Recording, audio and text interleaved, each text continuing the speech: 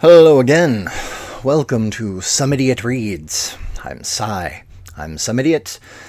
And, this is actually a really, I'm gonna read some stuff. Namely, Emma Goldman's Anarchism and Other Essays, and, I'm actually at the end of it here. This has been a very fun, no, not fun, I don't know if I want to say fun. It's been a good run-through for this, and going through this. I'll have some commentary afterwards. And yeah. So in order to ensure helpful viewer retention, I'm just going to go ahead and dive straight into it. For those few of you that are sticking around, I love you very much. Let's get going. Chapter 12. The Modern Drama, a Powerful Disseminator of Radical Thought. So long as discontent and unrest make themselves but dumbly felt within a limited social class, the powers of reaction may often succeed in suppressing such manifestations. But when the dumb unrest grows into conscious expression and becomes almost universal, it necessarily affects all phases of human thought and action, and seeks its individual and social expression in the gradual transvaluation of existing values. An adequate appreciation of the tremendous spread of the modern, conscious social unrest cannot be gained from merely propagandistic literature. Rather, we must become conversant with the larger phases of human expression manifest in art, literature, and above all, the modern drama, the strongest and most far-reaching interpreter of our deep-felt dissatisfaction. What a tremendous factor for the awakening of conscious discontent are the simple canvases of a Malay, the figures of his peasants. What terrific indictment against our social wrongs, wrongs that condemn the man with the hoe to hopeless drudgery, himself excluded from nature's bounty. The vision of a Meunier conceives the growing solidarity and defiance of labor in the group of miners carrying their maimed brother to safety. His genius thus powerfully portrays the interrelation of the seething unrest among those slaving in the bowels of the earth, and the spiritual revolt that seeks artistic expression. No less important is the factor for rebellious awakening in modern literature. Turgenev. I know the name here. I know I'm not going to pronounce. Dostoevsky? Tolstoy, Andreev, Gorky, Whitman, Emerson, and scores of others embodying the spirit of universal ferment and the longing for social change. Still more far-reaching is the modern drama, as the leaven of radical thought and the disseminator of new values. It might seem an exaggeration to ascribe to the modern drama such an important role, but the study of the development of modern ideas in most countries will prove that the drama has succeeded in driving home great social truths, truths generally ignored when presented in other forms. No doubt there are exceptions, as Russia and France. Russia, with its terrible political pressure, has made people think and has awakened their social sympathies. Because of the tremendous contrast which exists between the intellectual life of the people and the despotic regime that is trying to crush that life. Yet, while the great dramatic works of Tolstoy, Chekhov, Gorky, and Andreev closely mirror the life and the struggle, the hopes and aspirations of the Russian people, they did not influence radical thought to the extent the drama has done in other countries. Who can deny, however, the tremendous influence exerted by the power of darkness or night lodging? Tolstoy, the real, true Christian, is yet the greatest enemy of organized Christianity. With a master hand, he portrays the destructive effects upon the human mind and the power of darkness, the superstitions of the Christian Church. What other medium could express, with such dramatic force, the responsibility of the Church for crimes committed by its deluded victims?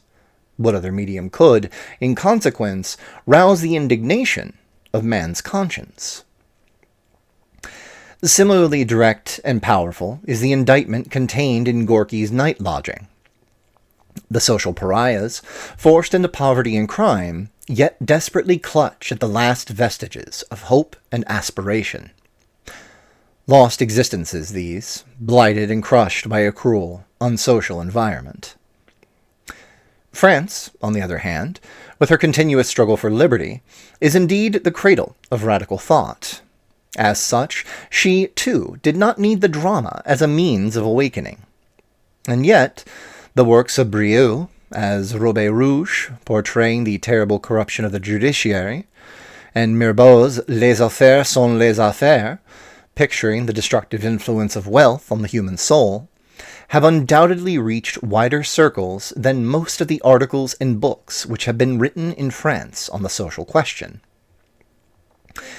In countries like Germany, Scandinavia, England, and even in America, though in a lesser degree, the drama is the vehicle which is really making history, disseminating radical thought in ranks not otherwise to be reached. Let us take Germany, for instance. For nearly a quarter of a century, men of brains, of ideas, and of the highest integrity made it their life work to spread the truth of human brotherhood, of justice, among the oppressed and the downtrodden. Socialism, that tremendous revolutionary wave, was to the victims of a merciless and inhumane system like water to the parched lips of a desert traveler. Alas, the cultured people remained absolutely indifferent.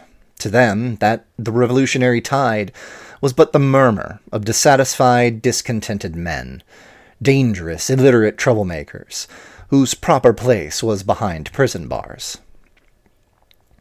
Self-satisfied as the quote-unquote cultured usually are, they could not understand why one should fuss about the fact that thousands of people were starving, though they contributed towards the wealth of the world. Surrounded by beauty and luxury, they could not believe that side by side with them lived human beings, degraded to a position lower than a beast's, shelterless and ragged, without hope or ambition. This condition of affairs was particularly pronounced in Germany after the Franco-German War. Full to the bursting point with its victory, Germany thrived on a sentimental, patriotic literature, thereby poisoning the minds of the country's youth by the glory of conquest and bloodshed. Intellectual Germany had to take refuge in the literature of other countries, in the works of Ibsen, Zola, Daudet, Maupassant, and especially in the great works of Dostoevsky, I am not doing that right, Tolstoy, and Turgenev, another name I'm butchering. But, as no country can long maintain a standard of culture without a literature and drama related to its own soil, so Germany began to develop a drama reflecting the life and struggles of its own people. Arno Holz, one of the youngest dramatists of that period, startled the Philistines out of their ease and comfort with his Family Seleke. Selig? I'm not as familiar on German pronunciation at times. The play deals with society's refuse, men and women of the alleys, whose only subsistence consists of what they can pick out of the garbage barrels. A gruesome subject, is it not? And yet, what other method is there to break through the hard shell of the minds and souls of people who have never known want, and who therefore assume that all is well in the world? Needless to say, the play aroused tremendous indignation. The truth is bitter, and the people living on the Fifth Avenue of Berlin hated to be confronted with the truth. Not that Family Selek represented anything that had not been written about for years without any seeming result. But the genius, the dramatic genius of Holz, together with the powerful interpretation of the play, necessarily made inroads into the widest circles and forced people to think about the terrible inequalities around them.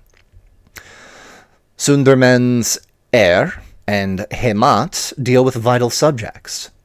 I've already referred to the sentimental patriotism so completely turning the head of the average German as to create a perverted conception of honor. Dueling became an everyday affair, costing innumerable lives. A great cry was raised against the fad by a number of leading writers, but nothing acted as such a clarifier and exposer of that national disease as the air. Not that the play merely deals with dueling. It analyzes the real meaning of honor, proving that it is not a fixed, inborn feeling, but that it varies with every people and every epoch, demanding particularly on one's economic and social station in life. We realize from this play that the man in the brownstone mansion will necessarily define honor differently from his victims. The family Heineke enjoys the charity of the millionaire Muhling, being permitted to occupy a dilapidated shanty on his premises in the absence of their son, Robert. The latter, as Muhling's representative, is making a vast fortune for his employer in India. On his return, Robert discovers that his sister has been seduced by a young Muhling, whose father graciously offers to straighten matters with a check for 40,000 marks. Robert, outraged and indignant, resents the insult to his family's honor, and is forthwith dismissed from his position for impudence. Robert finally throws this accusation into the face of the philanthropist millionaire. Quote, "We slave for you, we sacrifice our heart's blood for you, while you seduce our daughters and sisters and kindly pay for their disgrace with the gold we have earned for you. That is what you call honor." End quote. An incidental sidelight upon the conception of honor is given by Count Trast, the principal character in the air, a man widely conversant with the customs of various climes, who relates that in his many travels he chanced across a savage tribe, whose honor he mortally offended by refusing the hospitality which offered him the charms of the chieftain's wife. The theme of Heimat treats of the struggle between the old and the young generation. It holds a permanent and important place in dramatic literature. Magda, the daughter of Lieutenant Colonel Schwartz, has committed an unpardonable sin. She refused the suitor selected by her father. For daring to disobey the parental commands, she is driven from home. Magda, full of life and the spirit of liberty, goes out into the world to return to her native town, 12 years later, a celebrated singer. She consents to visit her parents on condition that they respect the privacy of her past. But her martinet father immediately begins to question her, insisting on his paternal rights. Magda is indignant, but gradually his persistence brings to light the tragedy of her life. He learns that the respected Councillor von Keller had, in his student days, been Magda's lover, while she was battling for her economic and social independence. The consequence of the fleeting romance was a child, deserted by the man even before birth. The rigid military father of Magda demands as retribution from Councillor von Keller that he legalize the love affair. In view of Magda's social and professional successes, Keller willingly consents, but on condition that she forsake the stage and place the child in an institution. The struggle between the old and the new culminates in Magda's defiant words of the woman grown to conscious independence of thought and action. Quote, "I'll say what I think of you and your respectable society.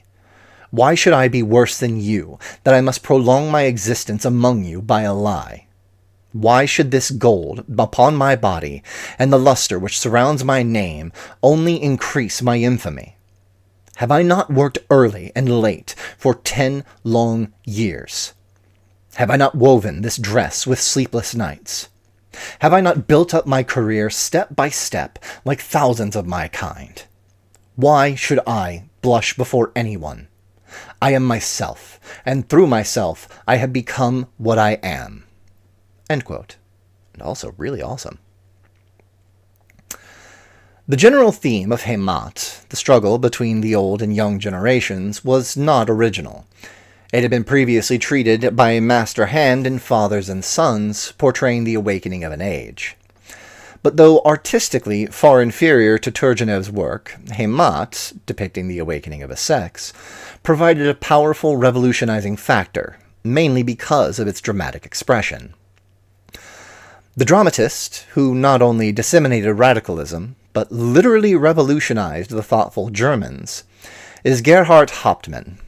His first play, Vor Sonnenaufgang, refused by every leading German theater, but finally performed in the independent Lessing Theater, acted like a stroke of lightning, illuminating the entire social horizon. Its subject matter deals with the life of an extensive landowner, ignorant, illiterate, and brutalized, and his economic slaves of the same mental caliber. The influence of wealth, both on the victims who created it and the possessor thereof, is shown in the most vivid colors, resulting in drunkenness, idiocy, and decay. But the most striking feature of Vor Sonnenaufgang, the one which brought a shower of abuse on Hauptmann's head, was the question as to the indiscriminate breeding of children by unfit parents. During the second performance of the play, a leading Berlin surgeon almost caused a panic in the theater by swinging a pair of forceps over his head and screaming at the top of his voice, quote, "The decency and morality of Germany are at stake if childbirth is to be discussed openly from the stage." End quote. The surgeon is forgotten, and Hauptmann stands a colossal figure before the world. When Die Weber first saw the light, pandemonium broke out in the land of thinkers and poets. What, cried the moralists, working men, dirty, filthy slaves to be put on stage? Poverty, in all its horrors and ugliness, to be dished out as an after-dinner amusement? This is too much. Indeed, it was too much for the fat and greasy bourgeoisie to be brought face to face with the horrors of the weaver's existence. It was too much because of the truth and reality that rang like thunder in the deaf ears of self-satisfied society. J'accuse. Of course, it was generally known even before the appearance of this drama that capital cannot get fat unless it devours labor, that wealth cannot be hoarded except through channels of poverty, hunger, and cold. But such things are better kept in the dark, lest the victims awaken to a realization of their position. But it is the purpose of the modern drama to rouse the consciousness of the oppressed, and that, indeed, was the purpose of Gerhard Hauptmann in depicting to the world the conditions of the weavers in Silesia. Human beings working 18 hours daily, yet not earning enough for bread and fuel. Human beings living in broken, wretched huts, half covered with snow, and nothing but tatters to protect them from the cold. Infants, covered with scurvy from hunger and exposure, pregnant women in the last stages of consumption, victims of a benevolent Christian era, without life, without hope, without warmth. Ah, yes, it was too much. Hauptmann's dramatic versatility deals with every stratum of social life. Besides portraying the grinding effect of economic conditions, he also treats of the struggle of the individual for his mental and spiritual liberation from the slavery of convention and tradition. Thus, Heinrich, the bell forger, in the dramatic prose poem Die Versunkene Glock, fails to reach the mountain peaks of liberty because, as Routendelaine said, he had lived in the valley too long. Similarly, Dr. Vokerath and Anna Maar remain lonely souls because they, too, lack the strength to defy venerated traditions. Yet their very failure must awaken the rebellious spirit against a world forever hindering individual and social emancipation. Max Halby's Jugend and Wiedekind's Frühling Erwachen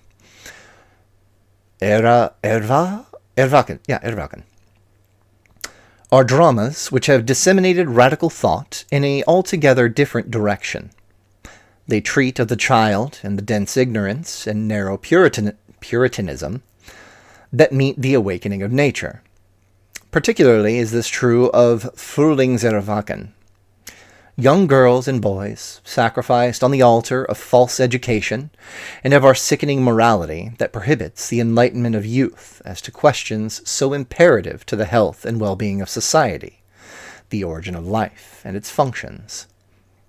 It shows how a mother, and a truly good mother at that, keeps her 14-year-old daughter in absolute ignorance as to all matters of sex, and when finally the young girl falls a victim to her ignorance, the same mother sees her child killed by quack medicines. The inscription on her grave states that she died of anemia, and morality is satisfied.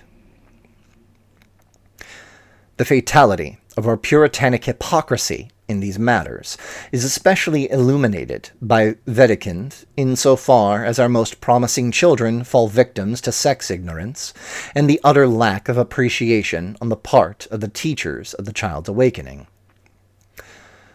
Wendla, unusually developed and alert for her age, pleads with her mother to explain the mystery of life.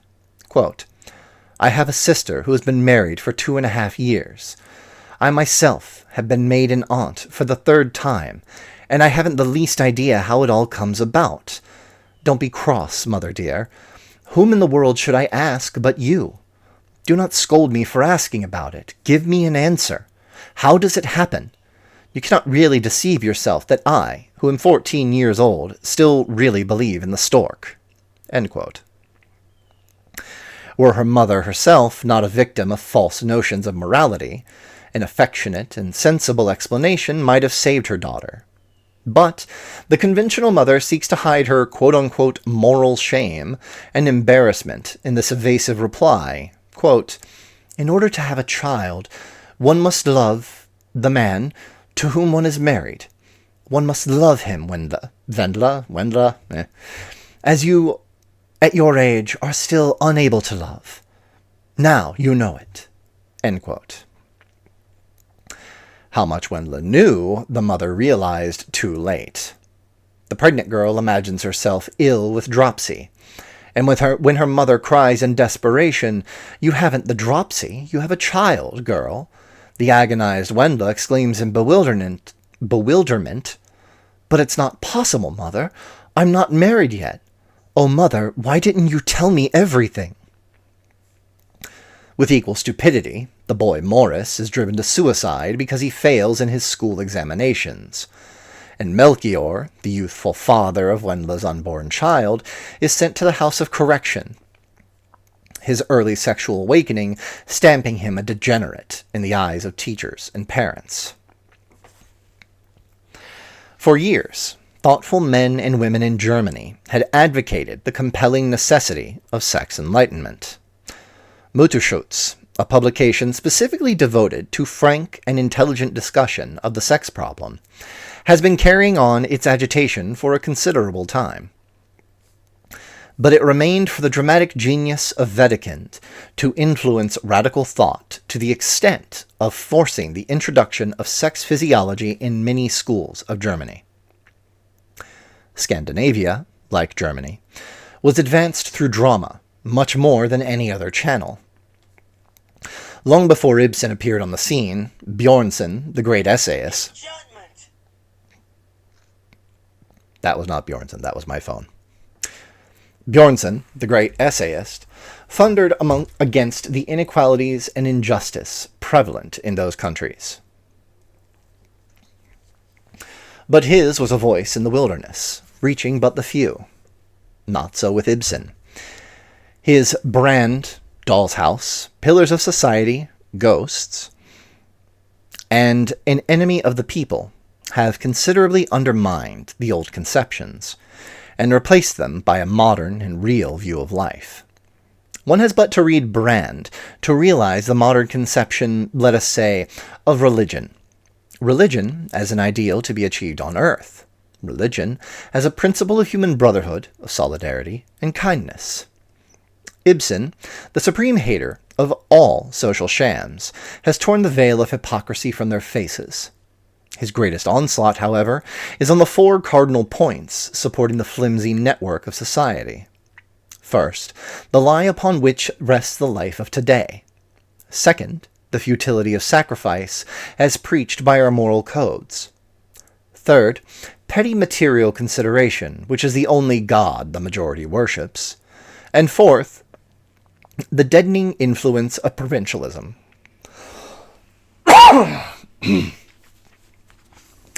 These four recur as a leitmotif in most of Ibsen's plays, but particularly in Pillars of Society, Doll's House, Ghosts, and An Enemy of the People. Pillars of Society. What a tremendous indictment against the social structure that rests on rotten and decayed pillars.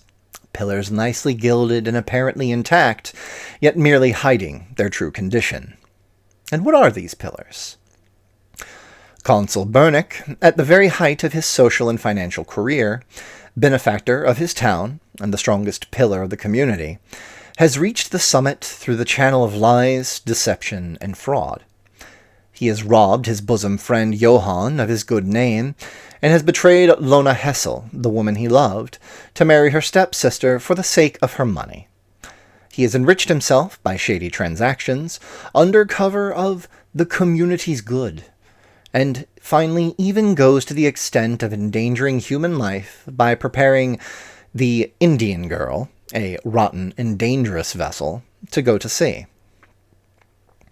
But the return of Lona brings him the realization of the emptiness and meanness of his narrow life. He seeks to placate the waking conscience by the hopes that he has cleared the ground for the better life of his son, of the new generation. But even this last hope soon falls to the ground, as he realizes that truth cannot be built on a lie.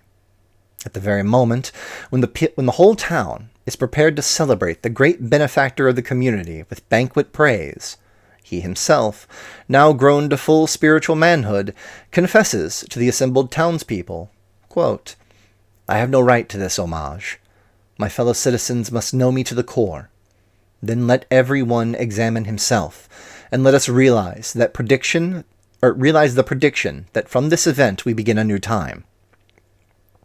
The old, with its tinsel, its hypocrisy, its hollowness, its lying propriety, and its pitiful cowardice, shall lie behind us like a museum, open for instruction."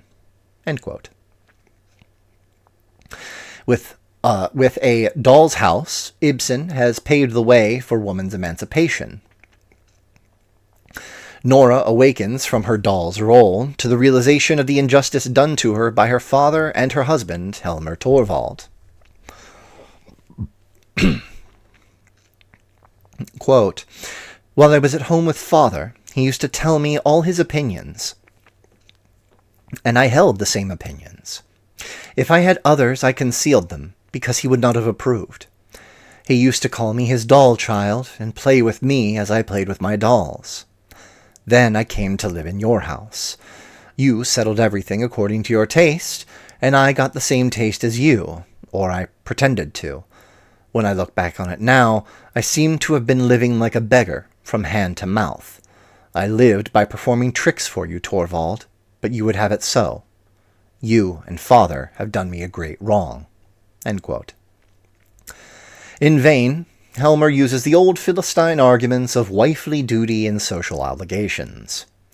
Nora has grown out of her doll's dress into the full stature of conscious womanhood. She is determined to think and judge for herself. She has realized that, before all else, she is a human being, owing the first duty to herself. She is undaunted even by the possibility of social ostracism. She has become skeptical of the justice of the law, the wisdom of the constituted.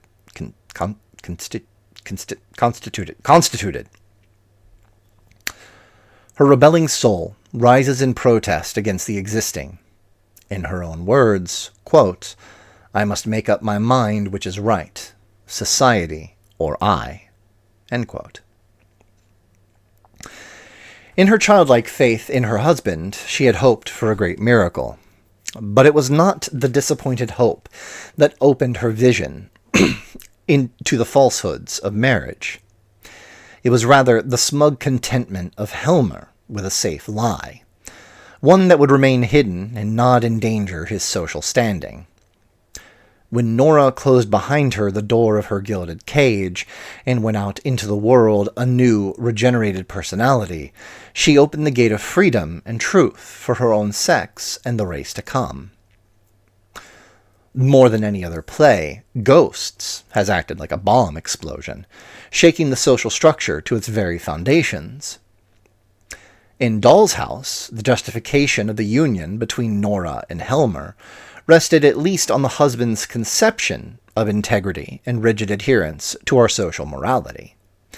Indeed, he was the conventional ideal husband and devoted father. Not so in Ghosts. Mrs. Alving, is it Miss? Miss Alving? I always get those confused. Anyway. Married Captain Alving, only to find that he was a physical and mental wreck, and that life with him would mean utter degradation and be fatal to possible offspring.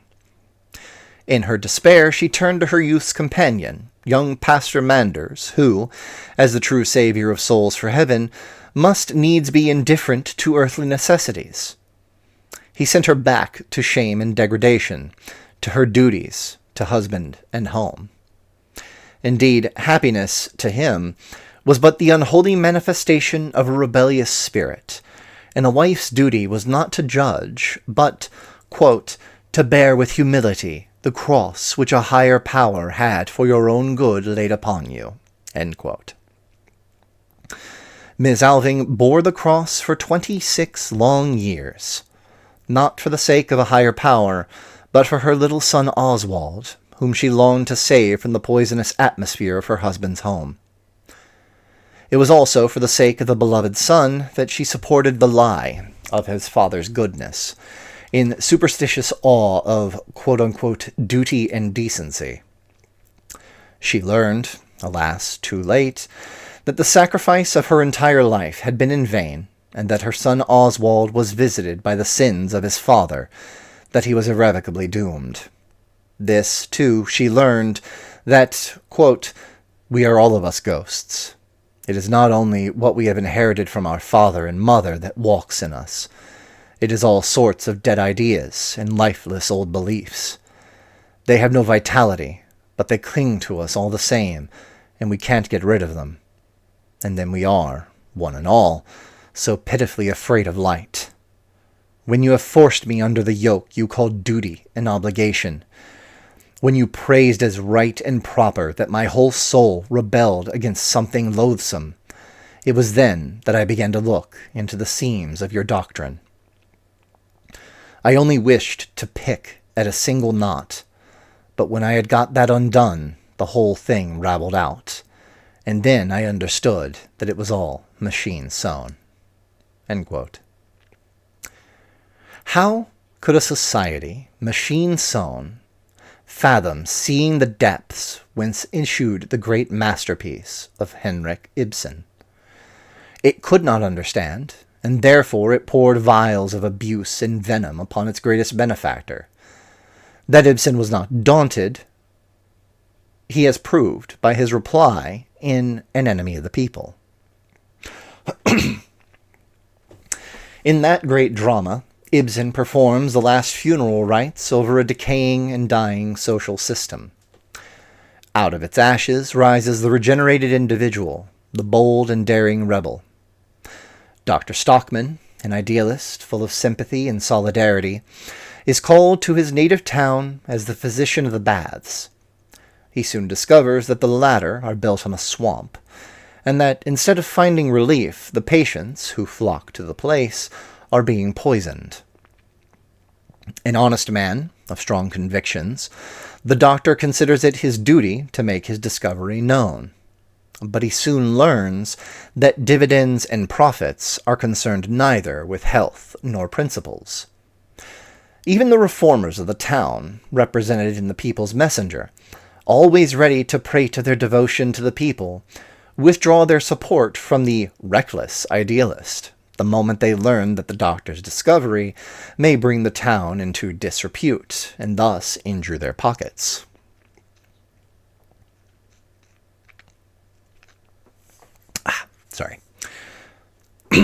But Dr. Stockman continues in the faith he entertains for his townsmen. They would hear him. But here, too, he soon finds himself alone. He cannot even secure a place to proclaim his great truth. And when he finally succeeds, he is overwhelmed by abuse and ridicule as the enemy of the people. The doctor, so enthusiastic of his townspeople's assistance to eradicate the evil, is soon driven to a solitary position. The announcement of his discovery would result in a pecuniary loss to the town, and that consideration induces the officials, the good citizens, the sole reformers, to stifle the voice of truth. He finds them all a compact majority, unscrupulous enough to be willing to build up the prosperity of the town on a quagmire of lies and fraud. He is accused of trying to ruin the community. But to his mind, quote, "It does not matter if a lying community is ruined. It must be leveled to the ground. All men who live upon lies must be exterminated like vermin. You'll bring it to such a pass that the whole country will deserve to perish." End quote. Dr. Stockman is not a practical politician. A free man, he thinks, must not behave like a blackguard. Quote, "He must not so act that he would spit in his own face." End quote. For only cowards permit considerations, a pretended general welfare, or a party to override truth and ideals. Quote, "Party programs wring the neck of all young living truths, and considerations of expediency turn morality and righteousness upside down until life is simply hideous." End quote. These plays of Ibsen, The Pillars of Society, A Doll's House, Ghosts, and An Enemy of the People, constitute a dynamic force which is gradually dissipating the ghosts walking the social burying ground called civilization. Nay, more, Ibsen's destructive effects are at the same time supremely constructive, for he not merely undermines existing pillars. Indeed, he builds with sure strokes the foundation of a healthier, ideal future, based on the sovereignty of the individual within a sympathetic social environment. England, with her great pioneers of radical thought, the intellectual pilgrims like Godwin, Robert Owen, Darwin, Spencer, William Morris, and scores of others, with her wonderful larks of liberty, Shelley, Byron, Keats, is another example of the influence of dramatic art.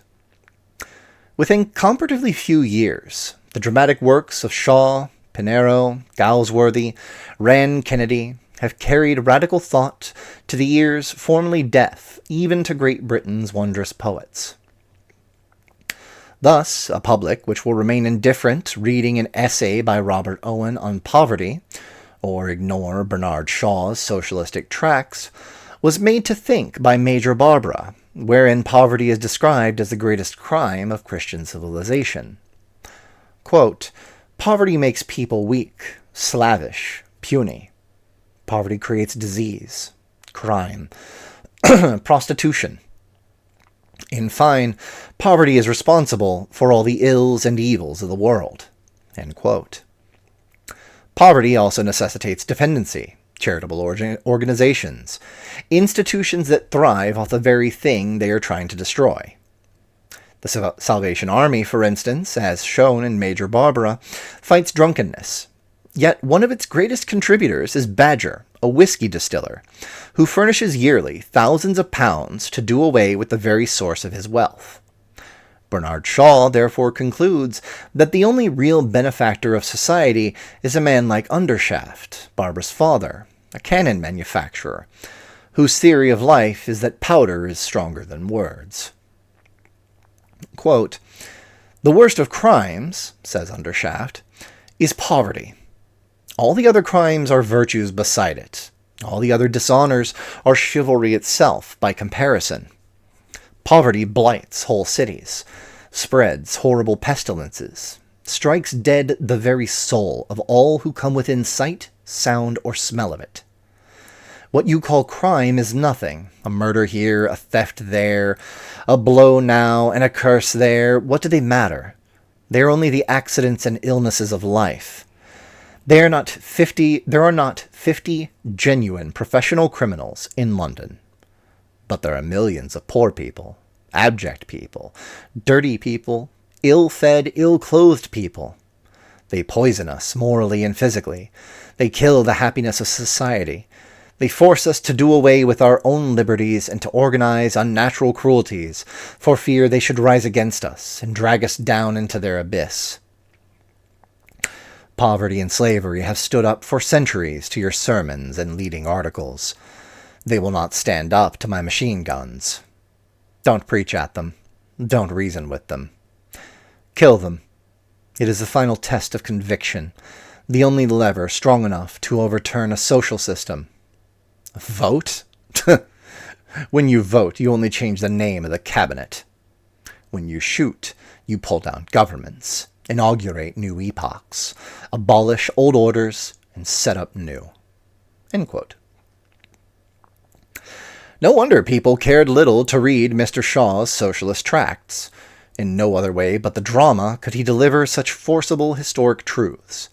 And therefore, it is only through the drama that Mr. Shaw is a revolutionary factor in the dissemination of radical ideals. After Hauptmann's Die Weber, Strife by Galsworthy is the most important labor drama.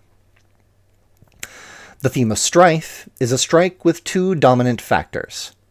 Anthony, the president of the company, rigid, uncompromising, unwilling to make the slightest concession, although the men held out for months and are in a condition of semi-starvation, and David Roberts, an uncompromising revolutionist, whose devotion to the working men and the cause of freedom is at white heat.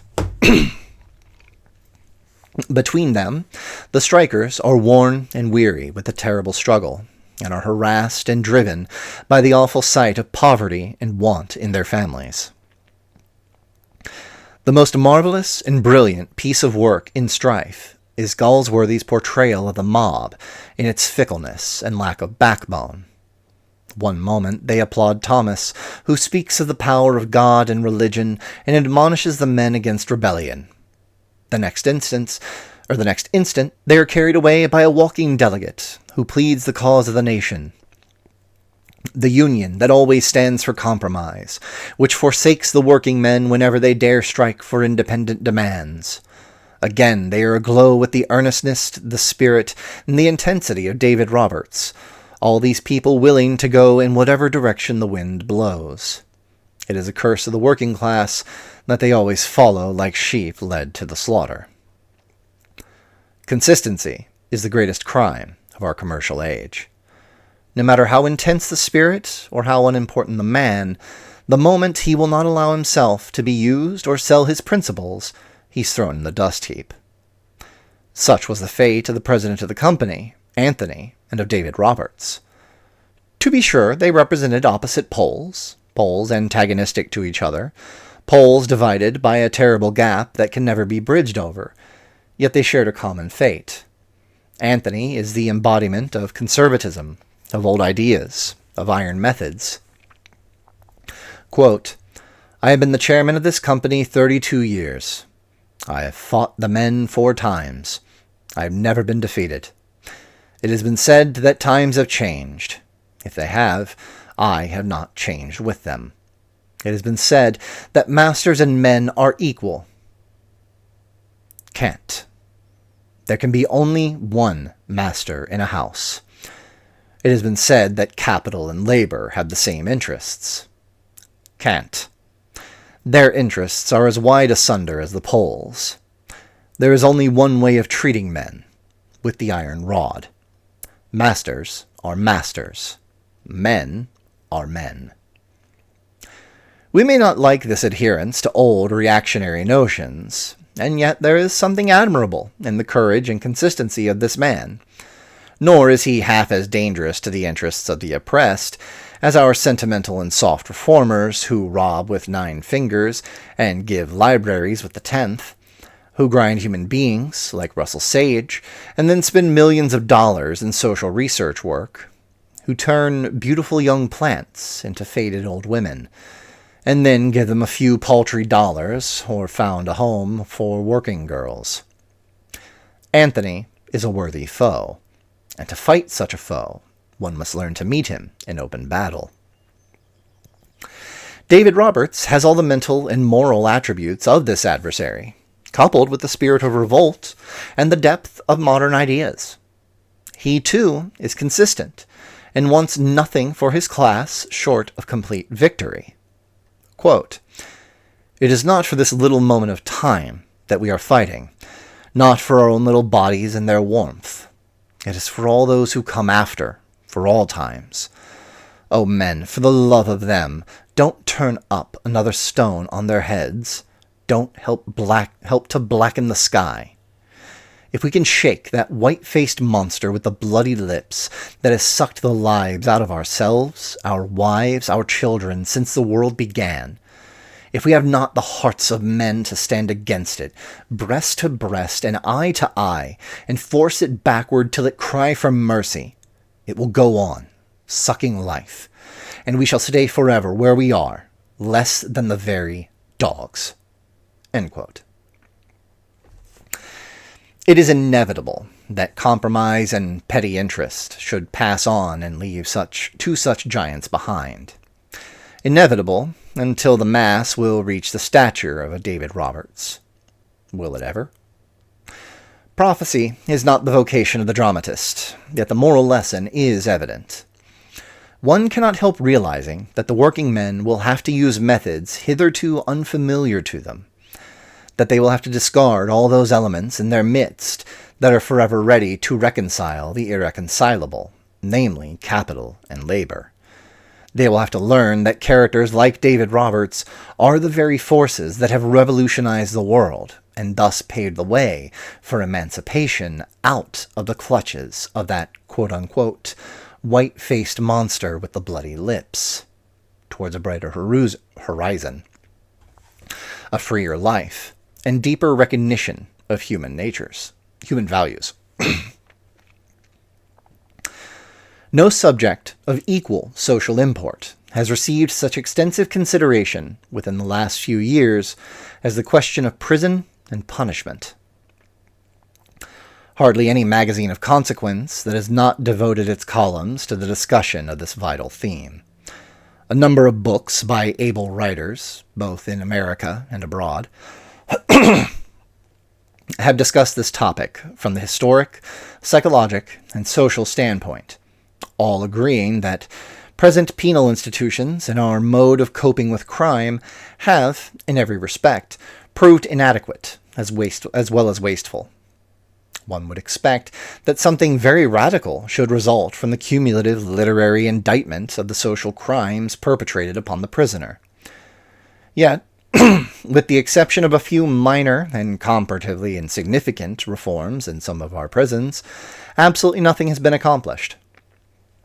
But at last, this grave social wrong has found dramatic interpretation in Galsworthy's Justice.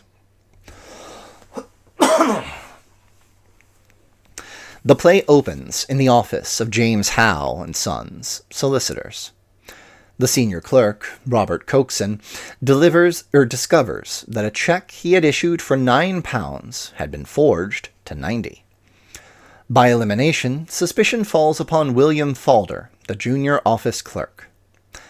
The latter is in love with a married woman, the abused, ill-treated wife of a brutal drunkard. Pressed by his employer, a severe yet not unkindly man, Falder confesses the forgery, pleading the dire necessity of his sweetheart, Ruth Honeywell, with whom he had planned to escape to save her from the unbearable brutality of her husband.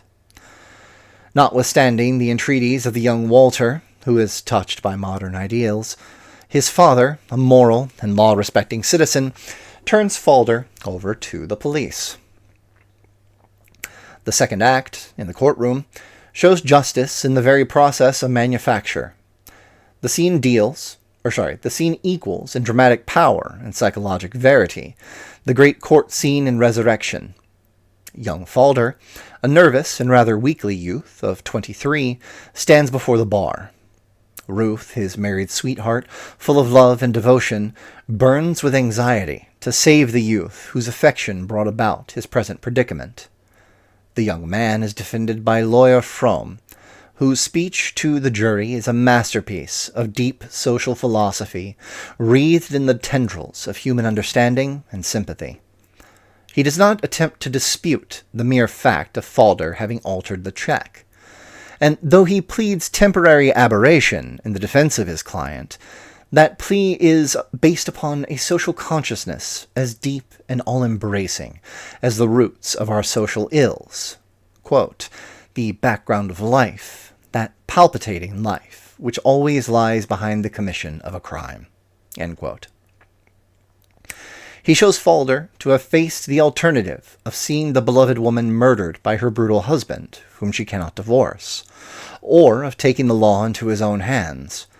The defense pleads with the jury not to turn the weak young man into a criminal by condemning him to prison, for, quote, justice is a machine that, when someone has given it a starting push, rolls on of itself. Is this young man to be ground to pieces under this machine, for an act which, at its worst, was one of weakness? Is he to become a member of the luckless crews that man those dark, ill-starred ships called prisons? I urge you, gentlemen, do not ruin this young man, for as a result of those 4 minutes, ruin, utter and irretrievable, stares him in the face. The rolling of the chariot wheels of justice over this boy when it was decided to prosecute him. End quote. But the chariot of justice rolls mercilessly on, for, as the learned judge says, quote, the law is what it is, a majestic edifice, sheltering all of us, each stone of which rests on another. End quote. Falder is sentenced to 3 years of penal servitude. In prison, the young, inexperienced convict soon finds himself the victim of the terrible system. The authorities admit young Falder is mentally and physically in bad shape, but nothing can be done on the matter. Many others are in a similar position, and the quarters are inadequate. The third scene of the act is heart-gripping in its silent force. The whole scene is a pantomime, taking place in Falder's prison cell. Quote, in fast-falling daylight, Falder, in his stockings, is seen motionless, with his head inclined towards the door, listening. He moves a little closer to the door, his stockinged feet making no noise. He stops at the door. He's treading harder and remains perfectly motionless. Then, with a heavy sigh, he moves to his work and stands looking at it, with his head down. He does a stitch or two, having the air of a man so lost in sadness that each stitch is, as it were, a coming to life. Then, turning abruptly, he begins pacing his cell, moving his head like an animal pacing its cage. He stops again at the door, listens, and, placing the palms of his hands against it with his fingers spread out, leans his forehead against the iron.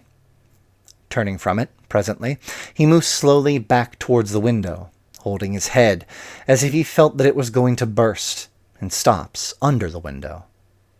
But since he cannot see out of it, he leaves off looking, and, picking up the lid of one of the tins, peers into it, as if trying to make a companion of his own face. It has grown very nearly dark. Suddenly, the lid falls out of his hands with a clatter, the only sound that has broken the silence, and he stands staring intently at the wall where the stuff of his shirt is hanging rather white in the darkness. He seems to be seeing somebody or something standing there. There is a sharp tap and click. The cell light behind the glass screen has been turned up. The cell is brightly lighted. Falder is seen gasping for breath. A sound from far away, as of distant, dull beating on thick metal, is suddenly audible. Falder shrinks back, not able to bear this sudden clamor. But the sound grows, as though some great tumbril were rolling towards the cell, and gradually it seems to hypnotize him. He begins creeping, inch by inch, nearer to the door. The banging sound, traveling from cell to cell, draws closer and closer. Falder's hands are seen moving, as if his spirit had already joined in this beating, and the sound swells till it seems to have entered the very cell. He suddenly raises his clenched fists. Panting violently, he flings himself at his door and beats on it." End quote. Finally, Falder leaves the prison, a broken ticket of leave man, the stamp of the convict upon his brow, the iron of misery in his soul. Thanks to Ruth's pleading, the firm of James Howe & Son is willing to take Falder back in their employ on the condition that he give up Ruth. It is then that Falder learns the awful news that the woman he loves had been driven by the merciless economic Moloch to sell herself. She tried making skirts, cheap things. I never made more than 10 shillings a week buying my own cotton and working all day. I hardly ever got to bed till past 12, and then my employer happened. He's happened ever since. At this terrible psychologic moment, the police appear to drag him back to prison for failing to report himself as ticket of leave man. Completely overcome by the inexorability of his environment, young Falder seeks and finds peace, greater than human justice, by throwing himself down to death, as the detectives are taking him back to prison. It would be impossible to estimate the effect produced by this play. Perhaps some conception can be gained from the very unusual circumstance that it had proved so powerful as to induce the Home Secretary of Great Britain to undertake extensive penal reforms in England. A very encouraging sign, this, of the influence exerted by the modern drama. It is to be hoped that the thundering indictment of Mr. Galsworthy will not remain without similar effect upon the public sentiment and prison conditions of America. At any rate, it is certain that no other modern play has borne such direct and immediate fruit in wakening the social conscience. Another modern play, The Servant in the House, strikes a vital key in our social life. The hero of Mr. Kennedy's masterpiece is Robert, a coarse, filthy drunkard whom respectable society has repudiated. Robert, the sewer cleaner, is the real hero of the play, nay, its true and only savior. It is he who volunteers to go down into the dangerous sewer so that his comrades, quote, "can have light and air," end quote.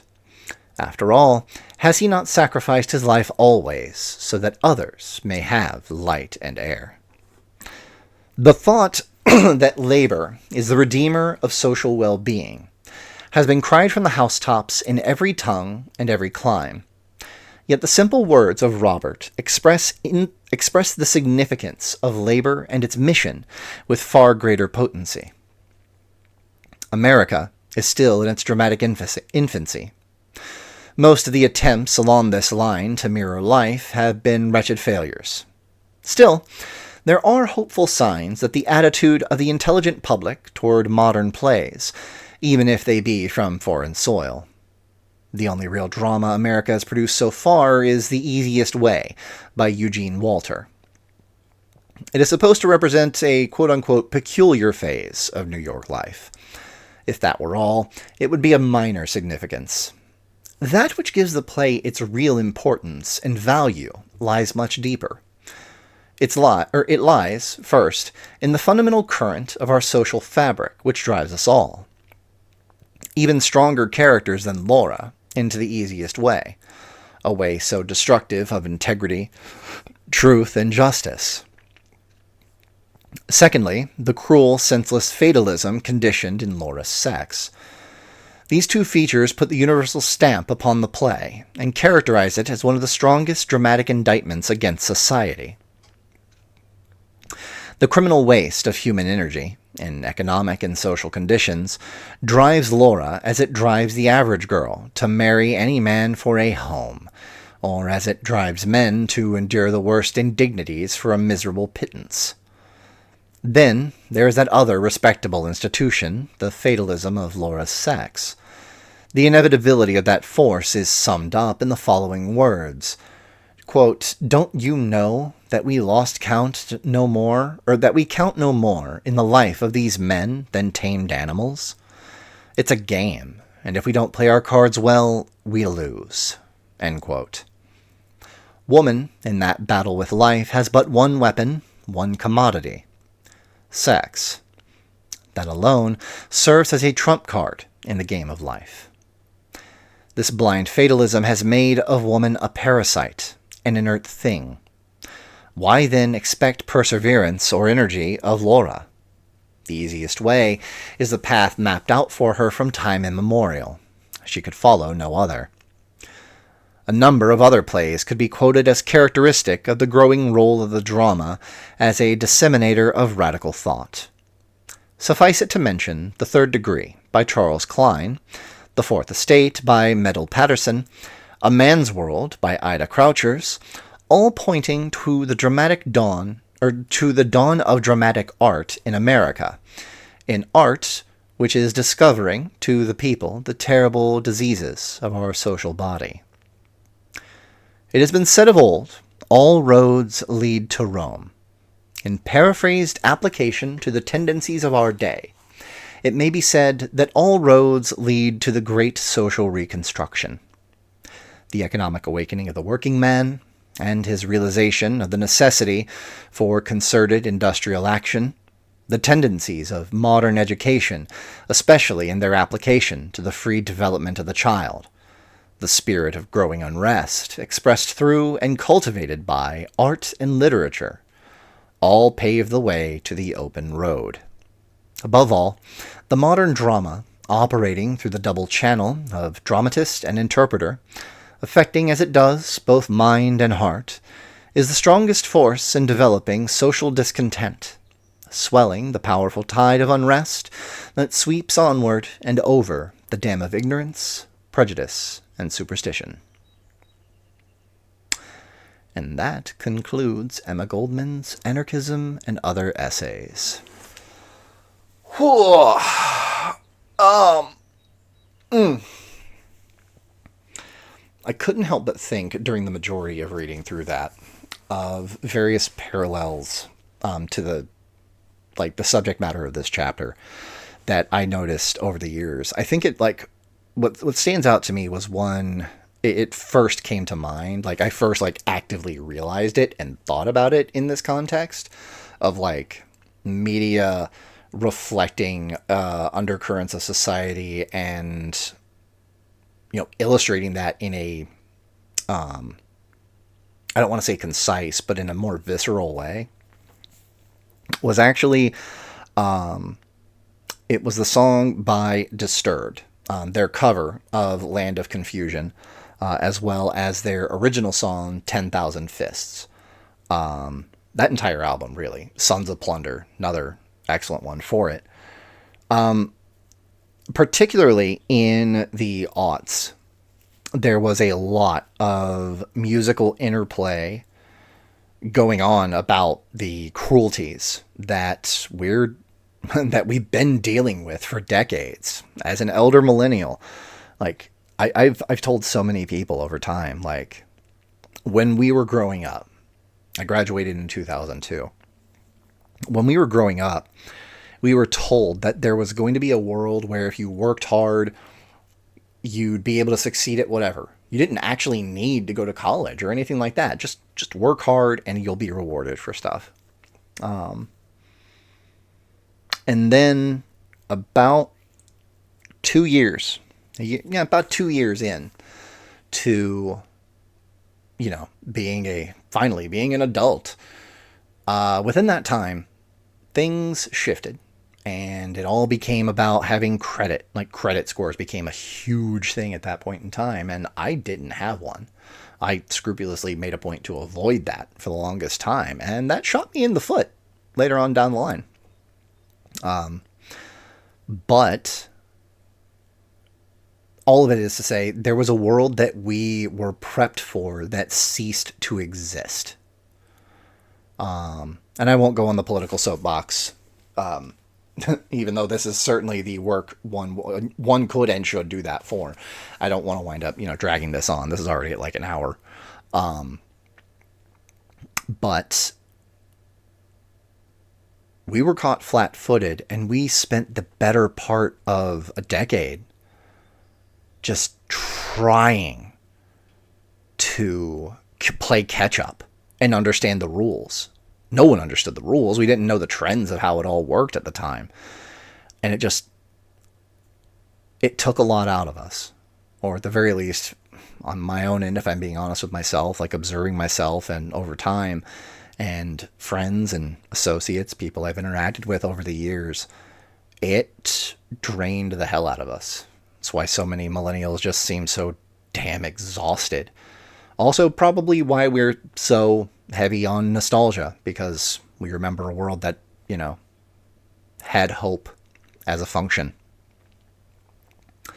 But in the aughts and the 2010s, I remember seeing and thinking about how a lot of media was showcasing that corporate corruption, the focus the I don't want to say ruthless,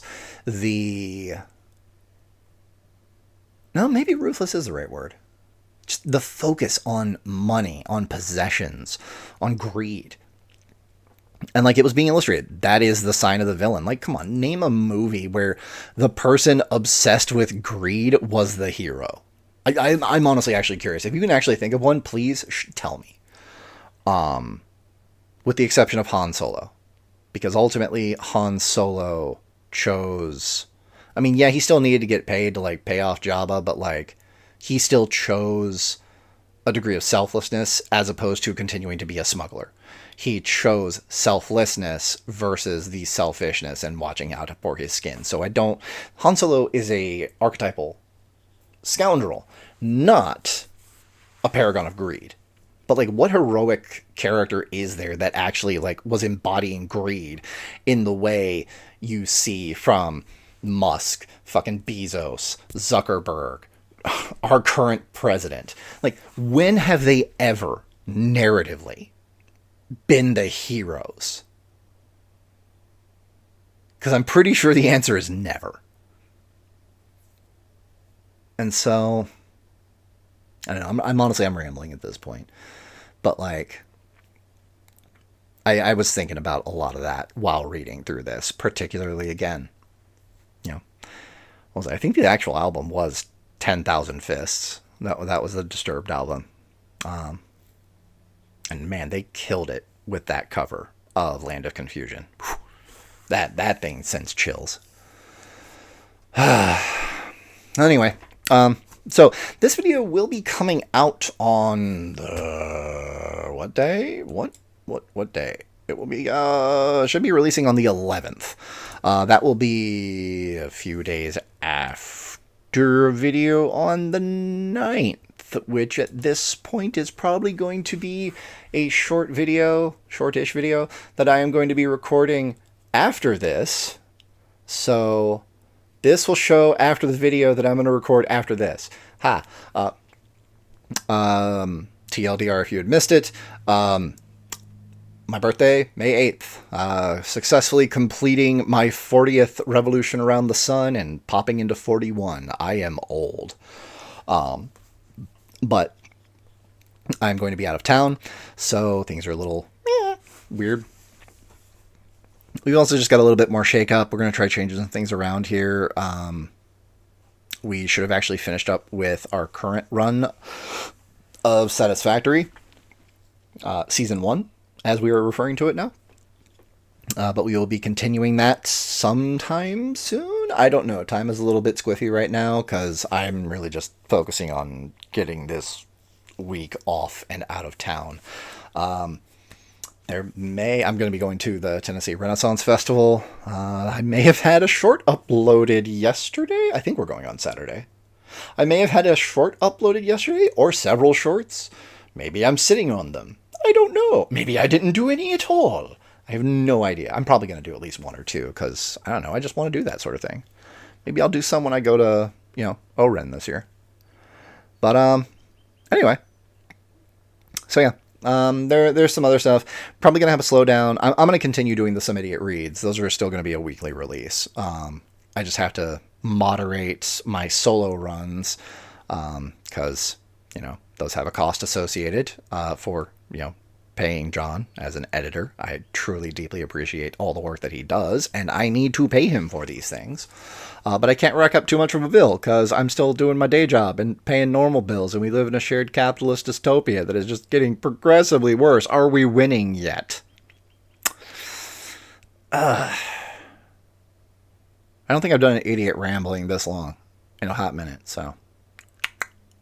All right, I'm going to go ahead and drop this one off here. I've got some ideas as to what I'll be doing after Emma Goldman. Well, now that I'm done with Emma Goldman. Got a couple of thoughts on that, so we will see. I'm going to kind of contemplate that. And, yeah. So, you guys all take care. And I will catch you on the flip side. Deuces.